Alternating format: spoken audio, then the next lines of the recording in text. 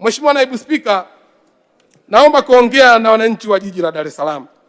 Kwa hali iliyotokea mto Ruvu kukauka mwezi Novemba mpaka Desemba 25, tunaijua na inatuhuzunisha sana.